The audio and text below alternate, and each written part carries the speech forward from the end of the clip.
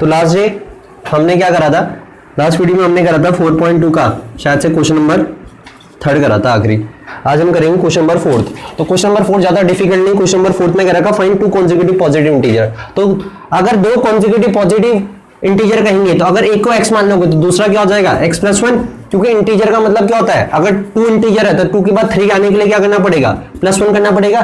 तो अगर हमने इंटीजर को x माना तो अगला इंटीजर क्या होगा फिर x + 1, ठीक है। और इसे थोड़ी दूसरी भाषा में समझाऊं तो अगर कहीं ऐसे भी करते हैं कि एक को x ले लेते हैं तो दूसरा इंटीजर क्या हो जाएगा x - 1, सही बात है ना। इसमें 1 जोड़ोगे तो ये तो आएगा, बस ये छोटा इंटीजर होगा बड़ा इंटीजर होगा। लेकिन इन जनरली हम लेट कर लेते हैं, let 2 difference of 2 consecutive integer बोलेगा, ठीक है। तो डिफरेंस ऑफ 2 कॉन्जिक्यूटिव इंटीजर का मतलब है बड़े में से छोटा माइनस होगा। Let 2 consecutive x - 2 let 2 consecutive positive integer भी x एंड x + 1, ठीक है भाई, इन्हें इन्वर्टेड कॉमास में लिख लो। तो हमें क्या कर रखा कि इनके स्क्वायर का, अब बच्चे पता है क्या करते हैं, बच्चे समझते हैं इनके स्क्वायर का, तो बच्चे ऐसे कर लेते हैं, बच्चे सबका स्क्वायर करके ऐसे लिख देते हैं, ये बिल्कुल गलत है। स्क्वायर का मतलब है जो नंबर है उनका स्क्वायर करना है। तो नंबर क्या है यहाँ x² और x + 1 का होल स्क्वायर, तो ये मत कर देना तुम, ठीक है। बच्चे ऐसे कर देते हैं फिर गड़बड़ हो जाती है। तो नंबर्स के स्क्वायर का जो सम है वो किसके बराबर है, नंबर्स के स्क्वायर का सम कितना है 365। अब तुम्हें इसके लिए आना चाहिए, ठीक है, a + b का होल स्क्वायर, तो a² + b² + 2ab = 365। x² + x² कितना हो जाएगा 2x² + 2x, 1 इधर रहेगा 365 इधर जाएगा तो 1 - 365 माइनस का 364 = 0, ठीक है। 2 यहां से कॉमन ले लो, x² + x - 182 = 0, ठीक है। अब इसका फैक्टराइज, ठीक है, मैंने तुम्हें सिखा ही रखा है 182 का फैक्टराइज डायरेक्ट याद रख लेना 14 13, और तरीका भी सिखा रखा, तरीका सिखा रखा है ना, बताओ। अगर किसी को फैक्टराइज तुम डायरेक्टली ऑब्जर्व नहीं कर पाते, ठीक है, वैसे तो डायरेक्टली तुम्हें ऑब्जर्व आना चाहिए क्योंकि उसमें टाइम सेव होता है। अगर तुम डायरेक्टली नहीं कर सकते तो जो भी कांस्टेंट टर्म रहती है ना, अब देखो 2 कहां चल जाएगा 0 के नीचे, या दूसरी भाषा में, ठीक है, वैसे 2 0 को नहीं जाता था, 2 जो है जो 0 के नीचे नहीं जाता। 2 क्या होता है, 2 0 के बराबर इक्वेट ही नहीं हो सकता, इसीलिए हम किसको इक्वेट करते हैं 0 के बराबर, इसको, समझे। एक्चुअल बात ये होती है, वो तो तुम्हें समझाने के लिए, ठीक है, टीचर वगैरह या मैं कह देता हूँ कि 2 को यहाँ 0 के नीचे भेज दो तो तुम्हारे दिमाग में आता है भाई 2 गायब हो गया, ठीक है। वैसे एक्चुअल बात ये होती है कि 2 कभी भी किसका इक्वेट नहीं हो सकता 0, क्योंकि 2 कांस्टेंट है, ये तो फिक्स है ना, और ये भी फिक्स है। तो कोई फिक्स चीज के साथ इक्वेट नहीं हो सकती ना, ये अननोन चीज है वेरिएबल, तो वेरिएबल चीज 0 के साथ इक्वेट हो सकती है। अब यहाँ से फैक्टराइज करोगे तो, ठीक है, 182 के फैक्टर्स कर लो जो भी कांस्टेंट टर्म है, तो करोगे तो कितना हो जाएगा 91, ठीक है। फिर ये किससे कटेगा, कटेगा। अब बस यहीं से देखो कि ऐड करके कितना लिखाना है +1, और मल्टीप्लाई करके कितना लिखाना है -182। तो देख लो 7 2 14, 14 × 13 करोगे तो 182, और 14 - 13 करोगे तो कितना आ जाएगा 182। तो मतलब इन्हीं से तुम्हें मिल जाएगा पेयर, ठीक है भाई। तो 14x - 13x, ठीक है। अरे फैक्टराइज करना तो आता ना तुम्हें।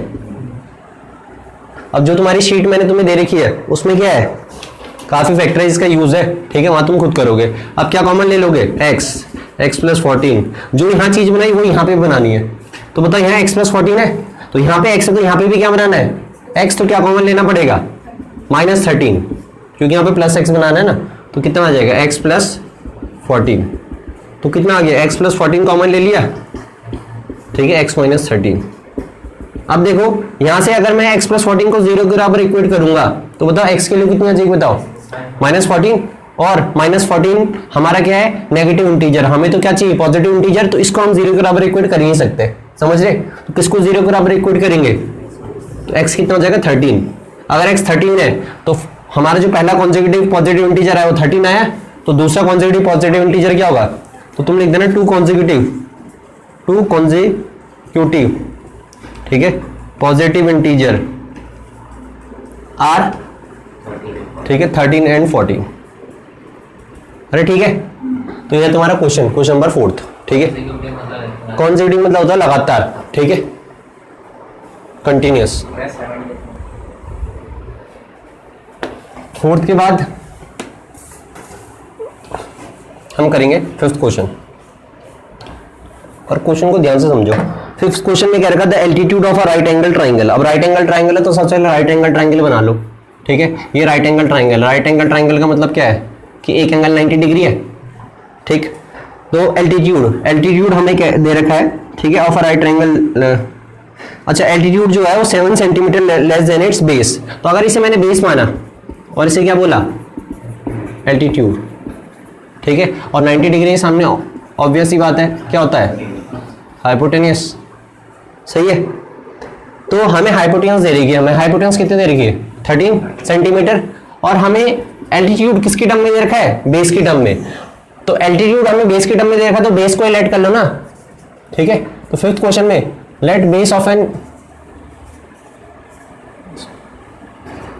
अ राइट एंगल ट्राइंगल इज, ठीक है, कितना, x सेंटीमीटर लेट कर लूं।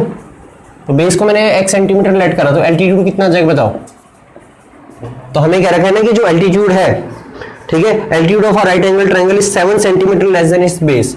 तो बेस से कितना कम है, 7। तो x माइनस 7 हो जाएगा, ठीक है। और हाइपोटेनस हमें पता है कितना है, ठीक है, 13। तो खुद बताओ, ठीक है, बेस हमने निकाल दिया।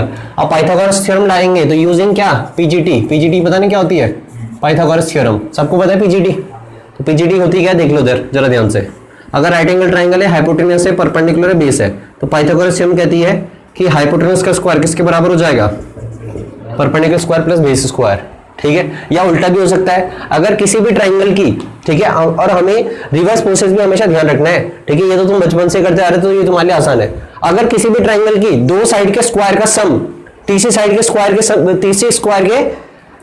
स्क्वायर के बराबर आ जाए, तो उसे वो कौन सा ट्राइंगल होगा, राइट एंगल ट्राइंगल, समझे। अगर किसी भी ट्राइंगल की दो साइड के स्क्वायर का सम किसी तीसरी साइड के स्क्वायर के बराबर आ जाए, इट मींस उस ट्राइंगल में एक एंगल जरूर क्या होगा, 90 डिग्री। तो मतलब कौन सा ट्राइंगल होगा, राइट एंगल ट्राइंगल। इसे कहते हैं कन्वर्स ऑफ पीजीटी। तो कन्वर्स ऑफ पीजीटी यूज होती है 90 डिग्री प्रूव करने के लिए, ठीक है। तो पीजीटी से क्या हो जाएगा, 90 डिग्री हाइपोटेनस का स्क्वायर, तो हाइपोटेनस कितना है, 13 का स्क्वायर, ठीक है। एल्टीट्यूड को परपेंडिकुलर कर लो, तो परपेंडिकुलर कितना है, x माइनस 7 का स्क्वायर, ठीक है, प्लस, ठीक है, बेस का स्क्वायर। अब फॉर्मूला खोलेंगे तो 169, ठीक है, a square plus b square minus 2ab, x square plus x square कितना हो जाएगा, 2x स्क्वायर माइनस 14x। 169 इधर जाएगा तो 49 माइनस 169 कितना हो जाएगा, माइनस 120। यहाँ आ गया 0। अब बताओ क्या कॉमन दिखाई दे रहा, 2x square minus 7x minus का 60, ठीक है। 2 तो 0 के बराबर इक्वल हो नहीं सकता, तो x square minus 7x minus 60। अब फैक्टर्स कर लो। अभी तुम्हें डायरेक्टली, ठीक है, दिमाग में आ जाना चाहिए, ठीक है। कौन सा 2, ये अब मैंने तुम्हें समझा दिया था सेवली भी 2। अब तुम कैसे भी समझोगे, इसके नीचे चले गया। वैसे 2 इसके साथ इक्वेट नहीं हो सकता, 2 इक्वल टू 0 हो सकता है, नहीं हो सकता है ना। तो ये वेरिएबल वाली चीज इसके साथ इक्वेट होगी, ठीक है। उसमें तो फैक्टर क्या, इसका मतलब तो ये गलत है नहीं, कौन सा, अगर 0 इक्वल्स टू 2 है तो मुझे यूज ही नहीं करते।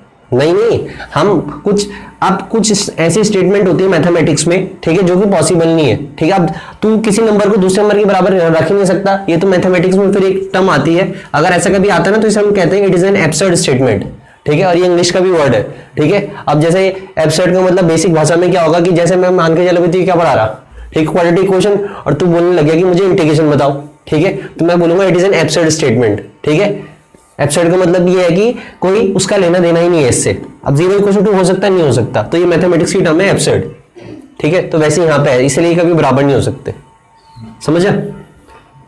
कई बार ऐसा होता आता है, अभी तो ठीक है, अभी तो चल इस 2 को मैं 0 के नीचे भी लेके चल जा रहा, तो तुम्हारे दिल में ये भी होगा चल यही गायब हो गया। 11th या 12th क्लास में कई बार ऐसा आता है कि भाई 2 इक्वल टू 3 आ जाता है, ठीक है, ये बिल्कुल प्रूव हो जाता है, ठीक है। मतलब हम करते रहते हैं तो ये आ जाता है आगे। अब बता, ऐसा कभी हो सकता है 2 इक्वल टू 3, तब हम यहाँ पे लिखते हैं it is an absurd statement. तो ये गलत है, क्योंकि 2 3 के बराबर नहीं हो सकता ना, या 0 इक्वल टू 3 नहीं हो सकता ना, आता नहीं है, ठीक है। ये हम उस जब इक्वेशन को सॉल्व करते रहते हैं तब आता है, उसकी वजह से आता है। और भी आंसर आते हैं, सिर्फ ये नहीं आते, और भी आते हैं, तो हम कहते हैं कि ये पॉसिबल नहीं है, फिर वो पॉसिबल, ठीक है। तो हम कहां पे थे, इसके फैक्टर्स बताओ। तो इसके फैक्टर्स कितने हो जाएंगे, 12 और 5, ठीक है। तो ये तुम दिमाग में कर लेना, नहीं आएगा तो इसके फैक्टराइज कर लेना, खुद ही मिल जाएंगे। तो बताओ -12x + 5x, क्योंकि ऐड करके -7 चाहिए था ना, और मल्टीप्लाई करके -12 इंटू 5 कितना हो जाएगा -60। ठीक है, तो क्या कॉमन ले लोगे, x माइनस 12। ठीक है, प्लस 5 कॉमन ले लोगे। फैक्टराइज करना सबको आता है? मैं तुम्हें ज्यादा ये डिटेल में समझा नहीं रहा हूं क्योंकि ये सिंपल है। अब x प्लस 5, अब खुद ही बताओ x इक्वल टू -5 निकल जाएगा यहां से, तो x इक्वल टू -5, जबकि x हमने क्या मानी, लेंथ मानी ना, तो x इक्वल टू -5 कभी निकल नहीं सकता क्योंकि length can not be negative. सही है, तो x माइनस 12 0 के बराबर होगा, तो x कितना जाएगा 12। तो x अगर 12 निकल गया तो x था क्या, ठीक है, तो बेस कितना निकल गया हमारा बेस निकल गया 12। अब x को यहां पे पुट करोगे तो एल्टीट्यूड कितना निकलेगा 5। ठीक है, बस, तो हमें ये नहीं, हमें क्या निकालना था, कुछ और निकालना था, ये निकालना था। तो एरिया कितना निकलेगा इसका बताओ, एरिया ऑफ दिस ट्रायंगल कितना निकलेगा भाई साक्षी, एरिया ऑफ ट्रायंगल कितना निकलेगा? हाँ, अरे तो आप करो ना,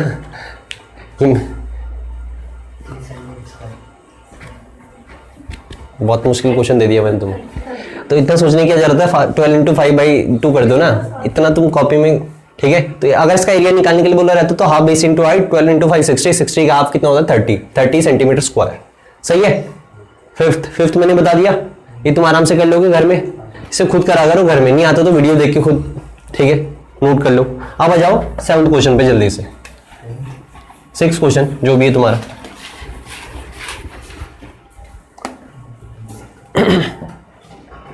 करे भाई, कशिश देखो उधर, 6th क्वेश्चन देखो, 6th क्वेश्चन देखो भाई। तो a cottage industry produces a certain number of pottery articles in a day. ठीक है, तो पॉटरी आर्टिकल्स होते हैं तुम्हारे क्या, बताओ, पक्का?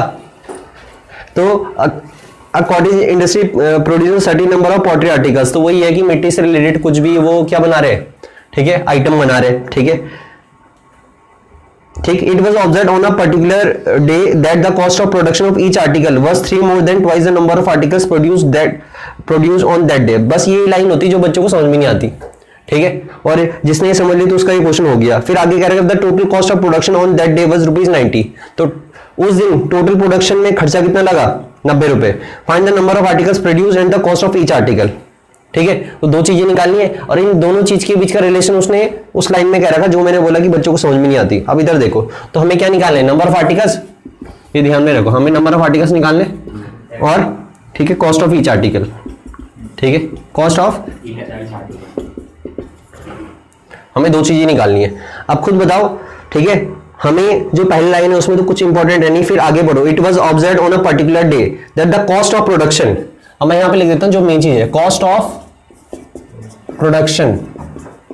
ठीक है, cost of production of each article. ठीक है, और आर्टिकल की कॉस्ट हम किस में लेंगे, रुपीज में, उसने कह रखा ब्रैकेट में इन रुपीज। तो कॉस्ट ऑफ, ठीक है, production of each article was 3 more than, तो एक आर्टिकल को प्रोड्यूस करने में जितनी भी कॉस्ट लग रही है ना वो क्या है, ठीक है, 3 ज्यादा है, 3 more than, ठीक है, twice the number of articles, twice the number of articles produced on that day. ठीक है, तो बस इतनी लाइन है, इसी से तुम्हारा क्वेश्चन खत्म हो जाएगा। और टोटल कॉस्ट कितनी लग रही है बताओ, टोटल, ठीक है, cost of production, total cost of production कितनी है 90 रुपीज। ठीक है भाई, तो बस इतना ही क्वेश्चन है और हमें निकालना ही है नंबर ऑफ। तो अब तुम क्या करो, ठीक है, अब हमें cost of production of each article किसकी टर्म में दे रखी है, नंबर ऑफ आर्टिकल्स की टर्म में दे रखी है। तो तुम क्या करो, लेट कर लो, लेट, ठीक है, नंबर ऑफ आर्टिकल्स, ठीक है, नंबर ऑफ आर्टिकल्स प्रोड्यूस्ड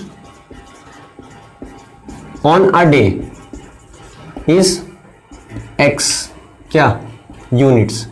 तो मैंने माना कि एक पर्टिकुलर डे, ठीक है, हम कितने आर्टिकल प्रोड्यूस करते हैं, एक्स आर्टिकल्स। ठीक है, अब तो खुद बताओ cost of production of each article कितना निकल जाएगा बताओ, 3 + 2x निकल जाएगा।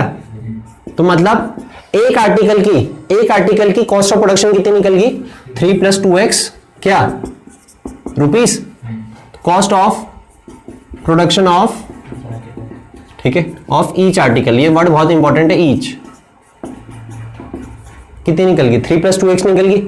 अब हमें टोटल कॉस्ट ऑफ प्रोडक्शन कितनी दे रखी है? अब खुद बताओ। अब इसमें होता क्या है, अब मैं तुमसे बेसिक भाषा में तुम्हें समझाता हूं, फिर इस क्वेश्चन को करेंगे। मैंने कहा कि भाई ठीक है, एक पेन ठीक है 5 रुपए में मैन्युफैक्चर होता है। कितना पेन? एक पेन जो है 5 रुपए में मैन्युफैक्चर होता है, मतलब उस मैन्युफैक्चर का मतलब उसके बनने की कॉस्ट, ठीक है। और मैंने ठीक है उस दिन 100 पेन बनाए। कितने पेन बनाए? 100 पेन। तो टोटल क्वांटिटी कितनी बनाई हमने? 100 पेन की, और एक पेन की मैन्युफैक्चरिंग कॉस्ट थी 5, तो टोटल कॉस्ट कितनी निकल जाएगी? तो मल्टीप्लाई कर दे। तो सेम ये कंसेप्ट इसमें भी है, ठीक है। टोटल कॉस्ट ऑफ प्रोडक्शन हमें 90 दे रखी है, तो टोटल कॉस्ट कैसे निकलेगी? एक आर्टिकल कितने का बना? तो एक आर्टिकल कितने का बना भाई? एक आर्टिकल बना 3 + 2x बना एक आर्टिकल, और हमने कितने आर्टिकल बनाए? x article. तो एक आर्टिकल का ठीक है सीपी और टोटल नंबर ऑफ आर्टिकल्स को जब हम मल्टीप्लाई करेंगे तो क्या निकलती है? Total cost of production. समझ में आ गया? इसलिए मैंने समझाया कि अगर एक पेन 5 रुपए का है और मैंने उस दिन 100 पेन बनाए, तो टोटल कॉस्ट ऑफ प्रोडक्शन कितनी होगी? 500 रुपए। तो वैसे ही टोटल आर्टिकल्स मैंने एक्स ले लिए थे, और एक आर्टिकल का ठीक है सीपी या ठीक है जो भी प्राइस है उसका प्रोडक्शन प्राइस वो 3 + 2x है। तो टोटल हमें इनका जब मल्टीप्लाई करेंगे तो क्या निकल जाएगा? टोटल कॉस्ट ऑफ प्रोडक्शन निकल जाएगा। तो यहां से क्या बनेगी? ठीक है क्वाड्रेटिक इक्वेशन। तो कितना निकल जाएगा? 2x² + 3x - 90 = 0। तो मल्टीप्लाई करके कितना लेके आना है बताओ? मल्टीप्लाई करके -180, और ऐड करके कितना लेके आना है? 3। ठीक है, तो मिल गया नंबर, ठीक है 15 और 12। ठीक है, समझ में नहीं आएगा तो उसके फैक्टराइज कर लेना 15 और 12, और 15 और 12 के साइन जरा ध्यान से। तो 15x - 12x - 90 = 0। ठीक है, तो अब आसानी से हो जाएगा। ठीक है, यहां पे कर लेता हूं। तो 2x² और 15x में से क्या कॉमन दिखाई दे रहा है बताओ? x कॉमन दिख रहा, तो क्या बचेगा? 2x + 15। मैं तो 2 को 12 तक कर सकता हूं। बिल्कुल कर सकते हैं, वो तुम्हारी इच्छा है। इसे आगे पीछे लिखो, बस साइन का ध्यान रखना है। ठीक है, -12x। अब जो चीज यहाँ पे बनी ना वही चीज आगे बनानी है, तो 2x। तो यहां से क्या कॉमन लेना पड़ेगा कि 2x बने? -6। तो -6 कॉमन लेना पड़ेगा, तब जाके यहाँ पे क्या बचेगा? 2x। और -6 जब यहां से कॉमन लेगो तो क्या आएगा? +15, बगल में 0। तो 2x + 15 ठीक है x - 6 = 0। तो ये तो ठीक है, यहां से x कितना निकल जाएगा? -15/2, और x हमने क्या लिया था? क्वांटिटी। तो कभी भी तुम ऐसे नहीं बोलते ना कि हमें दुकान में जाके कि हमें -5 पेन दे दो, ठीक है, क्योंकि जो ये क्वांटिटीज होती है कभी भी नेगेटिव नहीं हो सकती। ठीक है, समझे? तो ये क्वांटिटी कैन नॉट बी, मतलब जो भी हम चीज बोलते हैं कि भाई हमें एक पेन दे दो, 2 पेन दे दो, तो कभी भी हमें ऐसे नहीं बोलते कि हमें -2 पेन दे दो, ये ध्यान रखना। तो इसीलिए x कितना आ जाएगा? 6। तो मतलब ये 0 के बराबर नहीं हो सकता। तो x 6 आ गया। x का मतलब क्या था? मतलब उस दिन हमने कितने आर्टिकल बनाए? 6 आर्टिकल। ठीक है, और हमें कॉस्ट ये भी निकालनी थी, cost of production of each article की। एक आर्टिकल की सीपी कितनी है? CP of 1 article. अरे ठीक है ना, ठीक है, कॉस्ट ऑफ प्रोडक्शन ऑफ ठीक है 1 आर्टिकल। तो x को 6 यहाँ पे पुट कर दो, 6 2 जा 12, 12 + 3 15। तो ये रुपीज में आएगा, और ये सिंपल यूनिट्स में आएगा। ये 6 यूनिट्स है, 15 रुपए। सही है, तो मतलब हमारा जो भी हम बना रहे थे पॉटरी आर्टिकल्स, उस एक आर्टिकल को बनाने में उसे 15 रुपए लग रहे थे। ठीक है, तो ये हमारा क्या? ठीक है 6 क्वेश्चन। जो क्वांटिटी वाले में आपको तो अब हम करेंगे, ठीक है। अब मैंने जो तुम्हें ठीक है शीट दे रखी है, ठीक है, टेलीग्राम चैनल पे, ठीक है, क्वाड्रेटिक क्वेश्चन की, ठीक है। तो इसकी एक्सरसाइज 4A, एक्सरसाइज 4A कर रहे हैं हम, ठीक है। तो एक्सरसाइज 4A का हम करेंगे सेकंड क्वेश्चन सबसे पहले। फर्स्ट क्वेश्चन आसान है, वो तुम खुद करोगे और इसके आंसर्स तुम्हें मिल जाएंगे, ठीक है, यहीं पीडीएफ में।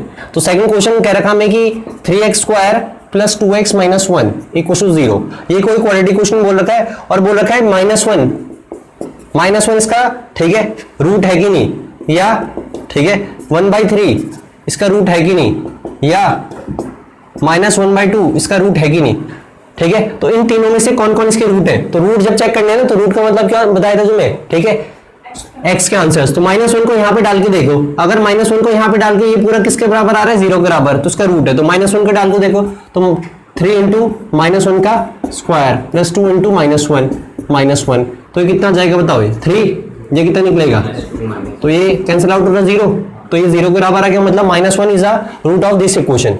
ठीक है, ऐसे ही 1/3 भी डाल के देखो, तो 3 1/3 का स्क्वायर कितना हो जाएगा 9 प्लस 2/3 -1। ठीक है, तो ये कितना हो जाएगा 1/3 प्लस 2/3 कितना होगा 1, तो 1 -1 कितना हो गया 0, मतलब 1/3 भी इसका रूट है क्योंकि इसे सेटिस्फाई करा रहा है। ठीक है, फिर -1/2 को करके देखो, तो -1/2 को करोगे तो कितना आ जाएगा 3/4, और सही है यही आएगा। तो इसे सॉल्व करके 0 नहीं आ रहा है क्योंकि ये किसके बराबर आना चाहिए 0 के बराबर, तो इसे सॉल्व करके 0 नहीं आ रहा, तो -1/2 is not a root of, ठीक है, दिस क्वाड्रेटिक इक्वेशन। समझ में आ गया, तो ऐसे करना है, कर लोगे। ठीक है, अब जाओ थर्ड क्वेश्चन के, थर्ड का फर्स्ट पार्ट। ठीक, इसे आप आराम से घर में ही करोगे। ठीक है, अब थर्ड का फर्स्ट पार्ट देखो, थर्ड का फर्स्ट पार्ट है find the value of K for विच। अब देखो इसमें वही जो कंसेप्ट इसमें लगा ना, तो थर्ड क्वेश्चन बता रहा हूं मैं, थर्ड का फर्स्ट पार्ट, तो find the value of K for which x equal to 1, हमें रूट दे रखा है, तो जब रूट दे रखा है ना, ये रूट पहले से दे रखा है कि x इक्वल टू 1 किसका रूट है, x इक्वल टू 1 इस क्वाड्रेटिक इक्वेशन का रूट है। रूट का मतलब ये है कि x इक्वल टू 1 इसे क्या करेगा, सेटिस्फाई करेगा, तो मतलब x की जगह हम 1 यहां डाल सकते हैं, तो 1 का square plus k into 1 plus 3 equal to 0। तो बताओ k 3 और 1 कितना हो जाएगा 4, 4 उधर जाके कितना हो जाएगा -4, तो k की वैल्यू कितनी आ जाएगी -4। ऐसी सेकंड पार्ट क्या है, सेकंड पार्ट में हमने क्या रखा है, find the value of a and b for which x equal to 3/4। एक रूट 3/4 दे रखा है और एक रूट क्या दे रखा है, तो सेकंड पार्ट में दो रूट दे रखे और बोल रखा है कि ये किसके रूट्स हैं, ax square plus bx minus 6 equal to 0। जो ये क्वाड्रेटिक इक्वेशन है इसके दो रूट्स दे रखे हैं, तो होगा कि यहां से जब 3/4 को पुट करोगे तो एक इक्वेशन बनेगी ए बी में, जब -2 को पुट करोगे तो एक और इक्वेशन बनेगी ए बी में, और उसे कैसे सॉल्व करोगे, बाय एलिमिनेशन या सब्स्टिट्यूशन, जो भी तुमने सीख रखा। तो 3 बिल्कुल ठीक है ना, फैक्टर्स नहीं होंगे ऐसी, फैक्टर्स तो ये जब तू x यहां डाल देगा तो फैक्टराइज कैसे होगा, क्वाड्रेटिक इक्वेशन तो गायब होगी ना, समझ जा। तो x इक्वल टू 3/4 यहां डाला तो 3, ठीक है, 9a बाई कितना हो जाएगा 16 प्लस, ठीक है, 3 कितना हो जाएगा 4 और -6/1। अब से ढंग से सॉल्व कर लो, 16 4 और 1 का एलसीएम कितना हो जाएगा बताओ, ठीक है, तो 9a प्लस, ठीक है, एलसीएम लेना आता है ना, 12b माइनस का 96 बगल में 0, 16 0 के साथ चल जाएगा तो क्या जाएगा बताओ, 9a plus 12b minus 96 equal to 0, ठीक है, या इक्वल टू 96, ठीक है, तो 3a प्लस 3 कॉमन ले लिया और 3 से डिवाइड कर लिया, कितना सही है, तो ये बन गई फर्स्ट इक्वेशन। अरे तो समझ में आ रहा, x इक्वल टू -2 भी तो इसका क्या था, ठीक है, फैक्टर था, तो x इक्वल टू -2 डालो तो कितना आ जाएगा 4a minus 2b equal to 6, ठीक है। फिर यहां से भी आपका क्या कॉमन ले सकते हो 2, तो 2a minus b equal to कितना आ गया, ये कौन सी कहानी आ गई दूसरी, समझे। तो बस सॉल्विंग, अब क्या लिख देना है यहाँ पे, सॉल्विंग फर्स्ट एंड सेकंड। तो क्वेश्चन कहाँ से स्टार्ट हो रहा, पहले ये कर लेना और फिर यहाँ से लिख देना सॉल्विंग फर्स्ट एंड सेकंड। तो सॉल्व करो, ठीक है, तो सॉल्व कैसे करेंगे, इसकी मल्टीप्लाई 4 से करा दो, दिमाग में 4 से 4 कट जाएगा, 8a प्लस 3a कितना हो जाएगा 11a और 4 3 12, ये कितना हो जाएगा 44, a इक्वल टू 4। अगर a 4 है तो a को 4, तो b कितना आ जाएगा, a को 4 यहाँ पे पुट कर दो ना, 4 2 जा 8, 8 माइनस 3 5, b उधर चल जाएगा। ये तुम खुद करना, ज़्यादा डिफिकल्टी है, ठीक है। तो ये भी आपका क्या आ रखा बोर्ड में, ना ये नहीं आ रखा, इससे अगला वाला आ रखा, तो इसे देखो फिर आगे बढ़ते हैं।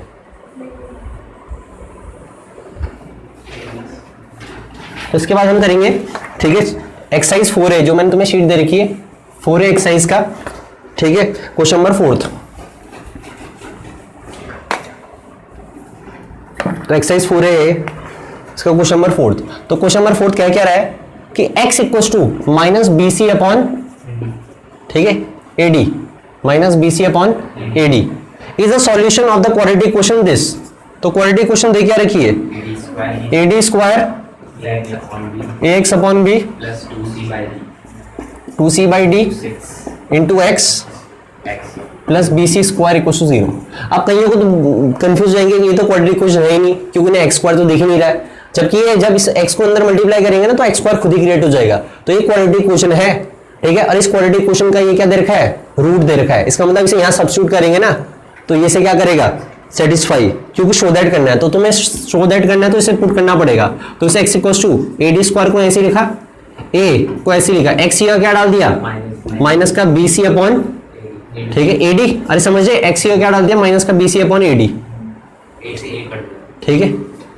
और एक और यहाँ b भी तो आएगा, आएगा ना, अरे ये b भी तो आएगा, प्लस 2C अपॉन डी, फिर x कितना है बताओ, minus BC upon AD plus, और BC स्क्वायर के नीचे 1 जरूर लिख लेना जिससे तुम्हें एलसीएम लेने में दिक्कत ना हो। अब बताओ, ठीक है, a से तो a कट गया, ठीक है, b से b कट गया तो क्या बचा, माइनस का c अपॉन डी और प्लस का 2C अपॉन डी, ठीक है। और ये किसके बाहर था, ये इसके बाहर है ना, ठीक है। तो यहाँ से तो नहीं काटा ना कुछ, तो माइनस का BC अपॉन AD प्लस का BC स्क्वायर अपॉन 1। अब d और d का कितना आ जाएगा बताओ, d आ जाएगा और 2C माइनस C, तो ये कितना आ जाएगा, AC d स्क्वायर हो जाएगा ये, अरे समझे। और ये कितना है, माइनस BC और d से कट जाएगा, ठीक है, हाँ वो इससे कट जाएगा।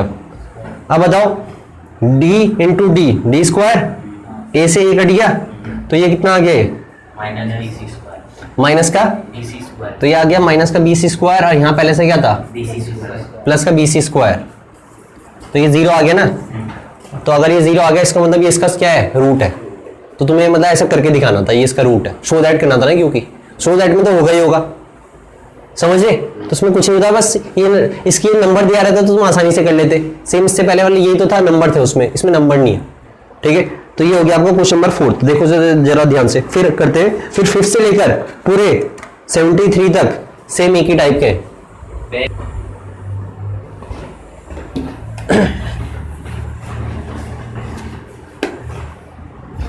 अब 5 से लेकर 4A एक्सरसाइज में जो 5th क्वेश्चन है और 73 क्वेश्चन तक सब में सॉल्व करना है। सॉल्व का मतलब ये है कि x के लिए निकालनी है, ठीक है।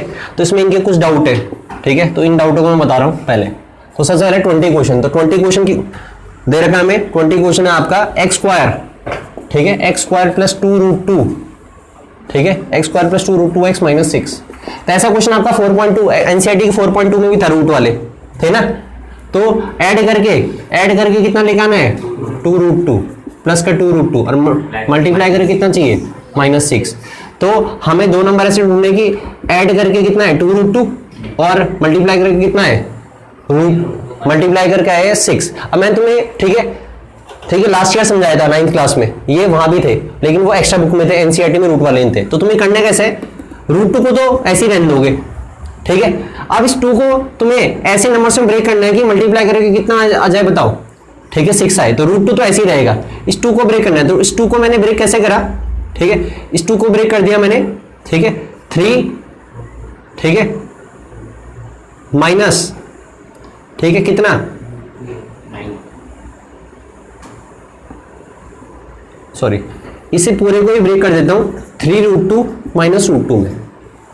इसका मतलब ये है कि तुम, ठीक है, इस नंबर को 2 को किस में ब्रेक कर दिया, 3 - 1 किस में ब्रेक कर दिया, से 3 - 1 कितना हो जाएगा, ठीक है, 2 हो जाएगा, तो 2√2 भी आ जाएगा। और जब तुम √2 की मल्टीप्लाई करोगे तो बताओ कितना हो जाएगा ये, ठीक है, 3√2 माइनस √2।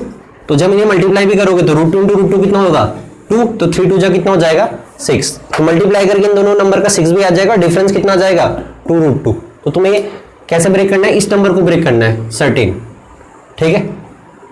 अभी मैं एक और तरीके से समझाऊंगा लेकिन पहले इसे देख लो। तो इसे मैंने ब्रेक कर दिया 3√2x माइनस √2x माइनस 6 = 0। तो x कॉमन ले लिया तो कितना जाएगा, 3√2 में से √2 जाएगा तो 2√2, और 3√2 × √2 कितना हो जाएगा, ठीक है, 6 √2 से ऐसे ना। इसके आगे के नंबर भी तो देखना है, इसके आगे 3 है, इसके आगे 1 होगा अगर कुछ नहीं है तो 3 में से 1 गया 2, ठीक है, क्योंकि ऐड कौन से होते हैं, ठीक है, इरेशनल के साथ ऐड होता है, ठीक है, रेशनल के साथ, तो सिंपल।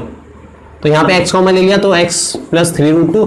अब यहाँ पे ध्यान ही देना है, यहाँ x प्लस 3√2 है तो यहाँ पे भी क्या बनाना है x, तो यहाँ से क्या कॉमन लेना पड़ेगा, माइनस का √2, तो यहाँ पे आएगा x। अब रूट 2 बताओ कॉमन लेने का मतलब कल क्या सिखाया था बताओ? डिवाइड। अरे डिवाइड करना, तो 6 से इसे तो माइनस से माइनस। अब बताओ ये कैसे करोगे? इसे लिखोगे आप 3 × 2 लिख सकते हो। अब रूट 2 से 2 कटेगा तो कितना बचेगा? तो समझे? तो x प्लस 3 रूट 2 क्या ले लेंगे हम? ठीक है, यहाँ पे x माइनस रूट 2। अब होगा क्या? x के लिए एक बारी आएगी माइनस का 3 रूट 2 और x के लिए एक बारी आएगी रूट 2। ठीक है, अब इसे मैं एक और बार, ठीक है, क्योंकि तुम्हें इसी में कंफ्यूजन होगा, बाकी तो सिंपल है। अब तुम्हें करना क्या है, जैसे मान के चलो रूट वाले कोई भी क्वेश्चन आ जाए, जैसे यहाँ पे था, तो ऐड करके कितना लेके आना था बताओ? 2 रूट 2। ठीक है, प्लस का, और मल्टीप्लाई करके कितना लेके आना था? -6 × 1, मतलब मल्टीप्लाई करके चाहिए था -6। ठीक है, तो तुम करो क्या, तुम जो भी ये कोफिशिएंट होगा रूट 2, इस रूट 2 को क्या कर दो? ठीक है, 6 से डिवाइड कर दो। ठीक है, तो कितना जाएगा बताओ? 3 रूट 2 आ जाएगा। ठीक है, कितना जाएगा? 3 रूट 2। अब ठीक है, तो ये 3 रूट 2 आ गया तुम्हारा। तो जैसे तुम्हारा ये 3 रूट 2 आ गया ना, अब तुम्हें ध्यान ही देना है कि तुम्हें इस 2 को ऐसे ब्रेक करना है कि क्या जाए। ठीक है, इस 2 रूट 2 को ऐसे ब्रेक करना है कि 3 रूट 2 भी इसके अंदर आ जाए। तो हम कैसे ब्रेक करेंगे? तो हमें इसीलिए हमने क्या करा था? 3 रूट 2 माइनस रूट 2 करा था। तो हिंट यहां से भी मिल जाती थोड़ी बहुत, समझ में आ रहा? तो मतलब ये हिंट के लिए बताया मैंने कि ये 3 रूट 2, जैसे मैंने यहाँ पे दिमाग लगाया ना 3 रूट 2 कैसा आया, तो यहां से आया। ठीक है, तो ये रूट 2 वाले जब तुम और करोगे ना तब और ज्यादा क्लियर होंगे, समझे? और 20 के बाद 21 देखो जल्दी से। तो 21 वाला भी क्या है? देखो रूट वाला ये भी, अरे है, ठीक है, लेकिन इसमें आसानी क्या है? रूट गायब हो जाएगा, बस दिखने का रूट है। कैसे? क्योंकि मल्टीप्लाई करके इन दोनों का प्रोडक्ट लाना पड़ता है ना। तो रूट 3 × रूट 3 कितना हो जाएगा? 3। तो 8 3 24। तो मल्टीप्लाई करके कितना लेके आना है? और ऐड करके कितना लेके आना है? +10। तो ऐसे दो नंबर क्या होते हैं बताओ? 6 4। ठीक है ना, ठीक है, 6 और 4 ना, तो माइनस नहीं आएगा ना। हाँ, ऐसे नंबर होंगे 12x - 2x। 12x - 2x 6 होने के लिए तो 6 + 4 भी होता, लेकिन 6 × 4 प्लस का 24 है। हमें चाहिए क्या? माइनस का 24, इसीलिए 12x - 2x। 6x - तो 2x हो जाएगा ना, हमें तो 10x चाहिए। ठीक है, अरे सही है। तो 12x - 2x सबको सेटिस्फाई करेगा, प्लस 10x भी आ जाएगा। 12 × -2 कितना आ जाएगा? -24। अरे क्लियर है? तो उसमें से देखने का रूट था, इसमें रूट का ज्यादा कुछ इस्तेमाल नहीं था। अब लेकिन यहाँ कॉमन जब लोगे तो इस्तेमाल होगा। अब रूट 3x और इससे कॉमन क्या आ जाएगा बताओ? तुम्हें क्या दिख रहा है कॉमन? तो 12 के अंदर रूट 3 है। ठीक है, तो रूट 3x कॉमन ले लिया, तो यहाँ पे x बचेगा। रूट 3 से इसे डिवाइड करो, तो 12 को जब रूट 3 से डिवाइड करोगे ना तो रेशनलाइज कर लिया करो, सिंपल। तो रूट 3 × रूट 3 कितना हो जाएगा बताओ? 3, 12 रूट 3, तो 3 4 जा, तो कितना बचेगा? समझे? माइनस यहाँ पे x है तो यहाँ पे भी x बनाना, तो -2 कॉमन ले लिया, x + 4 रूट 3। अरे सही है, तो x + 4 रूट 3 क्या ले लिया कॉमन? तो रूट 3x - 2 = 0। तो x के लिए एक बारी कितनी आई? और x के लिए कितनी आई? 2/√3। सही है, बिल्कुल तुम्हारी इच्छा है, तुम रेशनलाइज करो। ठीक है, सही है। तो ये हो गया 21 क्वेश्चन। ठीक है, और कौन सा था? ठीक है, तो 24 देखो आप। ठीक है, तुम आराम से देखते रहना। तो ये तो नॉर्मल क्वेश्चन था। 24, तो 24 क्वेश्चन कौन सा है? 24 क्वेश्चन क्या रखा भाई? √7 × x²। ठीक है, -6x -13। तो ये भी सेम उसी की जैसे है, क्योंकि √7 × √7 कितना हो जाएगा? 7 और 13 7 कितना होता है? 91। तो मल्टीप्लाई करके कितना लेके आना है? माइनस का 91, और ऐड करके कितना लेके आना है? माइनस का 6। अब इसके फैक्टर्स मैंने तुम्हें बता दिया, 91 के फैक्टर्स कर लो। अगर तुम्हें फैक्टर्स नहीं मिल रहे तो 91 के फैक्टर्स करोगे तो 3 कितना है? 7 कितना? 13। तो 13 और 7 ही मिल रहे, तो इनका ही कुछ करना पड़ेगा। तो अब मुझे माइनस का चाहिए, तो मतलब मुझे माइनस का 13 बड़ा करना पड़ेगा, इससे छोटा, समझिए?